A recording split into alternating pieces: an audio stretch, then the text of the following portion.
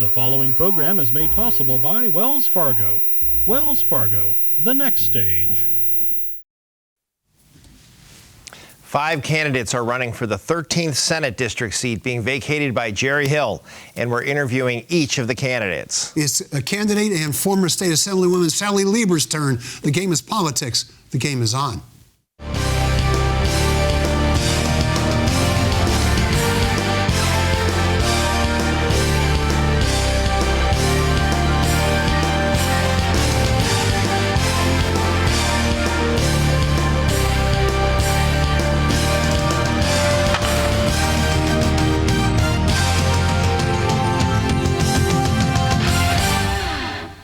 Hi, I'm Kevin Mullen. And I'm Mark Simon. Welcome to the game. With popular incumbent state senator Jerry Hill termed out, 5 Democrats are in a wide-open race to replace him in the 13th Senate district seat. In September, we will be holding an hour-long forum with all of the candidates that will air right here on Peninsula TV. Right now, we're interviewing each of the candidates individually. It's a huge district with nearly 1 million residents, and it ranges from South San Francisco in the north to Sunnyvale in the south. Our guest is former State Assemblywoman Sally Lieber. While a student at Stanford, Lieber scored an upset victory running for the Mountain View City Council. Facing a recall effort in 2001, she instead ran for the state assembly and surprised everybody by winning the nomination and ultimately winning the district, which was representing northern Santa Clara County. She served 3 terms in the assembly, during which she broke new ground as a woman in key leadership and legislative positions, but also built a reputation as a maverick, unafraid to ruffle the feathers of the status quo. She ran for this Senate seat against Jerry Hill in 2012, but lost to him by a fairly healthy margin. A self-described progressive, she recently joined a group of people at the detention centers in Clint, Texas. I'm sorry, excuse me. She currently is president of the Cardea Center for Women. Thank you, Cardea Center for Women, which creates programs to promote women's success in opportunities throughout Silicon Valley. Welcome. I'm sorry I fumbled all over your introduction there, but here you are. Let's talk a little bit about women in politics, because that has been a key theme of your political career, especially when you're in office. And it's clear from the beginning that you really sort of set your mind on breaking down some historic barriers, breaking down the status quo on behalf of women. Is that a fair characterization? Yes, that's absolutely true. And thank you so much for having me on the show. I've been a woman for a very long time. So clearly it's something that has impacted running for office. And I think that as much as being a woman can be a disadvantage in running for office, it's an absolute benefit in terms of being in office. And I know that there were bills that I got through just because I think they didn't want to deal with some kind of feminist blowback if I didn't get them. So, but it is interesting being a woman up in the state capitol. There is still just about 20 to 25% women in the legislature. And I think that the women bring something that's very different to the table in terms of style and policy. And there are some issues that would probably never make it onto the policy landscape if it weren't for women bringing them forward. Such as which issues? Well, a big issue for me was the treatment of women in California prisons. I worked pretty extensively with Jackie Spear, who's now in Congress, on that issue. And I think that if we had not been there, that they would have been an afterword to the men in the state prisons. And they have special needs and issues that are very different. And I think that women bring a kind of feminine authority to the environmental realm as well. When AB 32, the big global warming bill, came forward, it was authored by Fran Pavley. And there were a number of major bills that came forward that I think benefited from having women carrying them early on. Feminine authority, that's an interesting phrase. What do you mean by that? Well, I think it's a different style of doing business, and I always found that in public office, constituents and people in the community were much more willing to tell me about the facts of their lives, which can be heartbreaking, difficult, and ultimately should impact policy in some way. And they were willing to disclose more to me, I think, as a woman than they would have been to a man. And I think that there's a more collaborative way of doing business among the women and reaching out to the men in the legislature that is much needed. But the women in the state legislature do have a difficult road.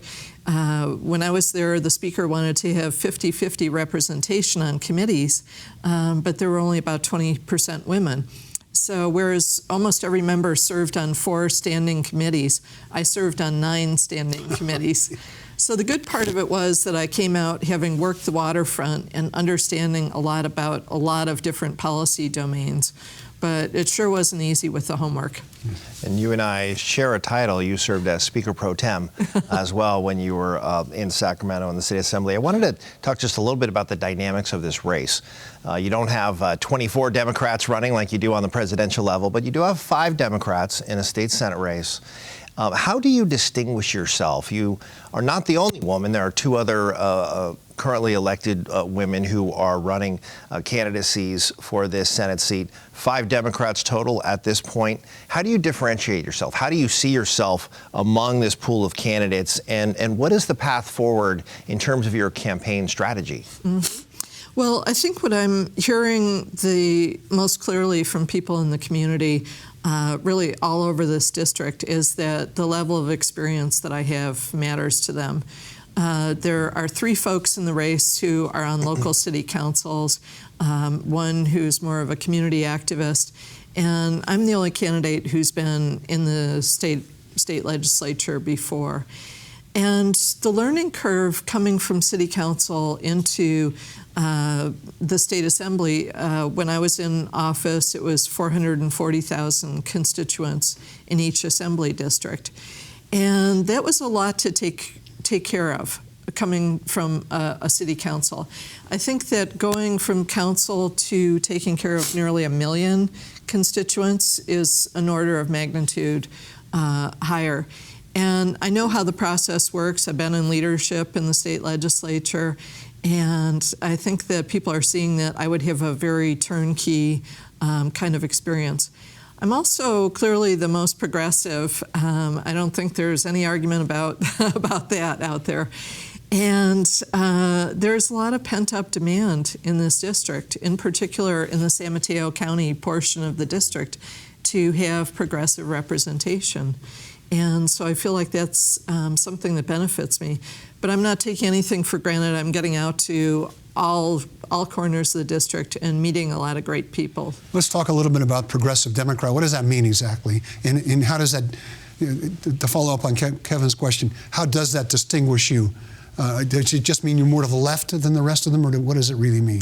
Well, to me, being progressive indicates that you're an activist. You want to see change. You want to see empowerment of people who don't normally have the political power in the system. That's something that's very, very important to me. As you mentioned in the introduction, I was recently down at the border at Clint, where the really horrible detention facility for infants and children is. And that's something that I really learned from Jackie Spear, was how critically important it is to get out and see the people that you're trying to advocate for so that you can get their voices louder in the system. So clearly being progressive is being pro-environment, pro-consumer, pro-choice, and being aligned with more liberal interests. But to me, it's also being an activist and being an effective activist, because if you're just tilting at windmills, it's not much use to the people that you're trying to serve. We're going to follow up on that in just a second. We're going to take a quick break. Stick around. We'll be right back with 13th Senate District candidate Sally Lieber.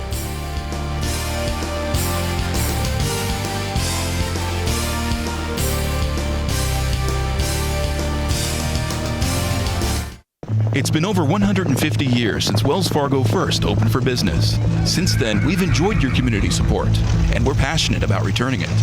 Every day, Wells Fargo team members roll up their sleeves and donate their time to organizations and charitable groups throughout the Bay Area. Nationally, we've committed even more. In just the past 2 years alone, we've donated over $70 million to support schools and educational programs. It's a commitment we're proud of. Wells Fargo, the next stage.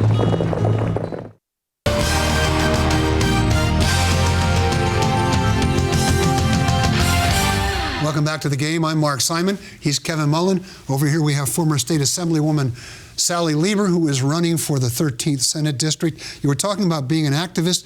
You went to Clint. It wasn't just to gather information. It was really to participate in protests, wasn't it? It's to try and draw attention to the issue and to a point of view on the issue. And you think that's part of being a progressive? Absolutely, and I think that everyone should be protesting right now, given what's going on in our country and the danger to our democracy. Whether the only thing that you can do is call our congressional representatives and offer your point of view, or if you can get out on the street with a sign, everything is critically important right now. And to my mind, that's absolutely part of being a progressive activist. And I think as I travel around the district, folks are really happy to see someone who's willing to get out there. And you know, we talked a little bit about the county previously, and I think it's interesting that when I was in the State Assembly, I authored the bill. It was the first bill of its kind to talk about and deal with sea level rise, and that was not really seen as an issue at the time when I authored that bill, creating the San Francisco Bay Restoration Authority, and it's become something that's now critically important to San Mateo County. So you've been ahead of the curve all this time. I think a little. Yeah. So there's been a layoff here from elective office. There's been a gap in your previous service, but you did mention your service in Sacramento. How do you think service in Sacramento in the legislature would be different this time around than it was in your previous tenure of service? Will you approach the job any differently, and what do you plan to focus on? As you know, having served there, you can't do it all, can't focus on all the issues. You do have to prioritize. What will be your central focus as a state senator? Well, I think that, number one, we are in much different times. When I left office, one of my big pushes was to get a simple majority budget vote. And a lot of folks don't realize that when we had the 2/3 budget vote, it was really what we called a Christmas tree. Anybody who wanted anything who withheld a critical vote on the budget was liable to get that thing. And so we were cutting programs that really mattered to people with disabilities, to people of modest means in our state, but doing a lot of special interest expenditures. And so that was very important to me. And I think it's taken a lot of the hot air out of the room up in Sacramento to just have the budget be drama-free and based on policy. And so that's very different now. But many of the issues that I worked on are still as salient as they were when I was there. Our climate crisis has become even more of an issue. And so some of the things that I think are very important is electrification of our vehicle fleet at the earliest point in time possible. Also getting off of natural gas for buildings and other uses. And I think that that's something that clearly has to happen within the next 10 years. And it's really an emergency at this point in time. There are also issues like housing that I worked on. An important issue to me was low-income housing, extremely low-income housing, and supportive housing for people with disabilities and special needs. And that's something that's still very salient. And I think we see all over the peninsula what has happened in terms of the housing crisis and how it's gutting out the workforce here. So those are two issues that I want to tackle. And, you know, in terms of the climate crisis, that would probably be a day one kind of a bill for me. I'd also really like to go back to some of the criminal justice issues. Our state prison system is still the largest, most expensive, worst-run mental health system in the world. And we need to have people who have the political courage to go at that and work every day until we get a better paradigm. Yeah. Kevin mentioned your prior experience and how much things have changed. For all the turnover that's taken place, there are still people up there, mostly lobbyists, who remember you, and they're not all crazy about you. And I mentioned at the top of the show your willingness to ruffle a few feathers in the status quo. Does it surprise you that there are some people up there, especially in the third house, who are not enthusiastic about your return? I'm just fine with that. You know, I think that we have a money-driven system, and that's something that the Assemblyman has worked quite a lot on, and something that I would go back to working on. During my time out of the legislature, I've worked with the Clean Money campaign to try to address that. But it is really problematic, and it squeezes out some very important bona fide policy issues that don't have a fundraising component attached to them.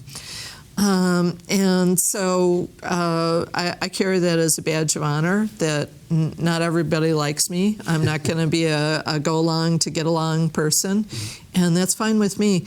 When I was in the State Assembly, one of my mentors up there said, you know, you have 6 years to make a difference for your constituents, for your community. And in the end, it's not going to matter how much the lobbyists like you or gave to you. It's going to matter the difference that you made. Let's shift a little bit to this campaign, because I haven't seen the latest spending reports. They're not out yet, but you have not raised a lot of money. Meanwhile, you've got opponents who look like they're going to hit the $960,000 limit. Is that purposeful, or are there certain places you won't take money, and are you purposely not trying to raise a lot of money? Well, I'm not taking any corporate PAC money. I'm not taking any oil company money. I'm not taking any money from the private prisons or detention centers. I just want a regular amount of money from normal people. I don't think that we should be spending more than people spend on a house to send unwanted junk mail to people's homes. So we're going to be reaching out using a lot of different platforms and getting to folks.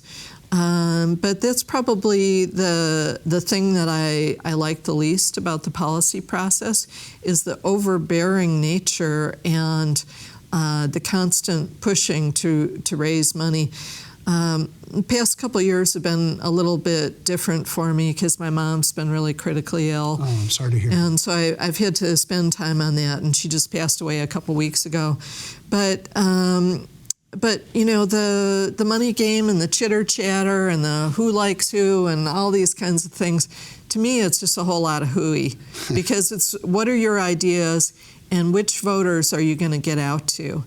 And I feel like when you get out to the voters who actually vote, it's a lot different than the insider baseball. We're going to take another quick break. Stick around, don't go away, and you do the same. We'll be right back with 13th Senate candidate Sally Lieber.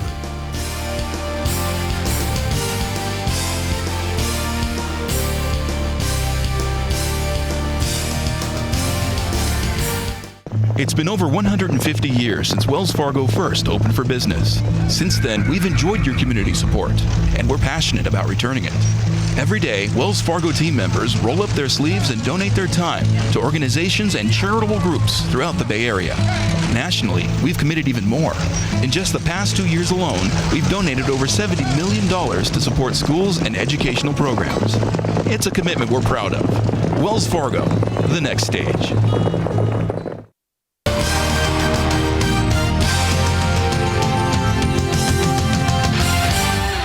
Welcome back to the game. I'm Mark Simon. He's Kevin Mullen. And over here we have former State Assemblywoman Sally Lieber, who was running for the 13th State Senate District. And Kevin, you had a question. So, Assemblywoman, one of the biggest things we do in Sacramento, as you know, is pass the annual state budget. And we hear about a recession that is looming on the horizon, although we just found out there's about $1 billion in unanticipated tax revenue coming in. So we're certainly not in any kind of a recessionary moment yet, but it is inevitable that we will be there. I wanted to ask you about what kinds of programs you would emphasize and protect in a recessionary environment, and you have some experience having dealt with that previously. But also, do we need to do something different with our tax system? There's a Prop 13 corporate loophole measure for the November ballot, but beyond that, do we need to do something different to stabilize our revenues, even in recessionary periods? Yeah, absolutely. I think we're still in the position where the majority, probably around 70% of our state budget, is dependent on the economy, and that's a precarious position to be in. And I think it's one that we need to change. I'm supporting the Schools and Communities First initiative for the November 2020 ballot that would provide for reassessment of commercial properties. And we shouldn't be in the position where we have young families in the community underwriting the expenses of the state while big corporate campuses and Disneyland and even the McDonald's down the street really get to skate because there isn't reassessment of their property over time. And so I'm very supportive of that. I'm also very supportive of looking at wealth taxes for the unearned income of billionaires in California. And we do have an extraordinary number of them and should be asking them to step up more, in particular to address childhood poverty in our state. And I think that now with a simple majority vote on the budget, it's really a different game in terms of what to cut in a recession. On City Council, I was really a proponent and got it through to create a rainy day fund, and that was what saved our city during the last recessions. And I'm glad to see that the state has that as well. But it can't be just as it has been in the past on the backs of people with disabilities, on the backs of our environmental programs. And I think we have to get more at the spending that is more discretionary in the case of cuts ever coming back again. I also think that we have to do better in terms of governance. When under the federal receivers and the many federal lawsuits that we've lost on our prison system, really the state's pocketbook is completely open to what the federal judges want to do. And to be more in control of our destiny, we have to downsize our prison system and our current addiction to over-incarceration. So things like that, looking at where are we spending the most money, what are the critical issues that could be emerging in the future? And I spent a lot of time in office going through the reports and interviewing the state auditor about what are the looming issues in the future that we need to take care of. In terms of the sea level rise, groundwater rise, bay level rise, we will in the future, if we don't do more about the climate crisis, have periodic flooding on the peninsula and in many areas throughout our state. And it's something that we're going to stage a very expensive response to, as we have with allowing PG&E to not insulate their lines and to use poles that are over 100 years old. So when we don't take care of the issues that are just in terms of our infrastructure and good governance, it comes back to bite us in the pocketbook. And that's something that we have to always be guarding. As a follow-up to the tax reform question, should tax reform be a way of addressing the issue of income inequality? I think when we look at new taxes, there's a plan that the Silicon Valley Leadership Group and others have coming forward right now to institute a new sales tax to provide for transit expenses throughout the Bay. And that is a regressive tax for folks that are already experiencing extreme and unprecedented income inequality and extreme and unprecedented housing costs and extreme and unprecedented child care costs. So we have to look at more responsibility for corporations and for the folks that actually do have money and are benefiting from our great economy that's leaving so many people behind. We're running out of time, unfortunately, and we didn't get to one of the number one issues on people's minds, which is the cost of housing and its relationship to transportation. You talked a little bit about the work you tried to do in the past, but it almost looks like an insoluble problem because the cost of housing is going up so much faster than the amount of housing that can be built. Is there a solution, and is there a state-level solution? Well, I think we have to look at co-location with transportation, and we have, as you know very well from being an expert in transit, our 29 transit agencies in the Bay Area. Only one has authorization from the legislature to co-locate housing on their properties. And we have to look at what properties do school districts have, what surplus properties, how can we reform minimum housing, minimum dwelling unit sizes to be able to use remnant parcels throughout the peninsula and the Bay Area. And I think that we have to strengthen transportation across the Bay as well. We've got less than 30 seconds left. Let me ask you real quickly, sort of yes or no. Do you support what State Senator Scott Wiener was trying to do with SB 50, forcing cities to build housing? I really support the spirit of what he was trying to do. There were some problematic details in that bill, but the spirit of bringing everybody together for a conversation, we gotta have it. Sally Lieber, thank you. She's a candidate for the 13th Senate District. Thank you for being with us. I'm Mark Simon. And I'm Kevin Mullen. And join us next time on The Game.